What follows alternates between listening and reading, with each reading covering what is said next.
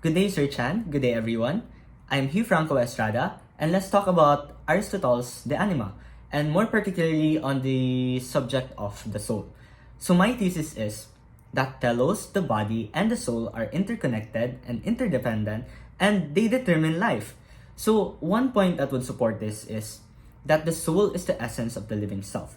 What makes the living self the living self? It is the soul. One may object that the soul is inexistent, that there is no scientific proof for the soul's existence. Therefore, the living self's essence is not the soul because the soul is inexistent. And an example would be, for example, ghosts and other spiritual entities, which are mere beliefs, mere myths, and there is no concrete proof for their existence. But my answer to that objection would be, just because it cannot be seen, it may be seen as inexistent because of this. Beliefs, just because they are beliefs, doesn't mean that they aren't true. So my second point is that telos is the essence of life. That for life to be life is that there should be a purpose, there should be telos, there should be an aim. And an objection to that point is that the life can still be alive even without telos, even without a purpose. For example, if one person fails to reproduce, it doesn't mean that they have no life or that their life is meaningless. But an answer to that objection is that all life forms have telos, and it is seen in their innate nature. And just due to those certain conditions that hinder their capability to fulfill it, it doesn't cancel out their telos. All life forms innately have telos.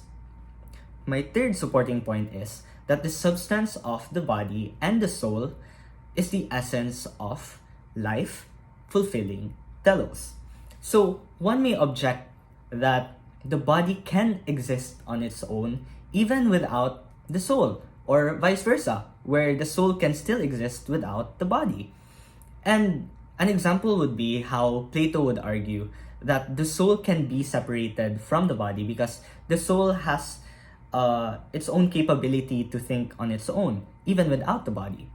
But an objection to that point is that the body is merely a physical form, and the soul gives the body life. It gives the body the capability to really think and to fulfill telos.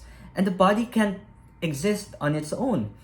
The same case with the soul, where it needs a body to be able to think with reason, to think with a physical brain, and to physically move, fulfilling its ultimate telos, its ultimate purpose. So an insight to my first answer is that the soul, even if we do not see it, or even if there is no scientific proof for the existence of soul, is still true, and it is what makes our lives the living life.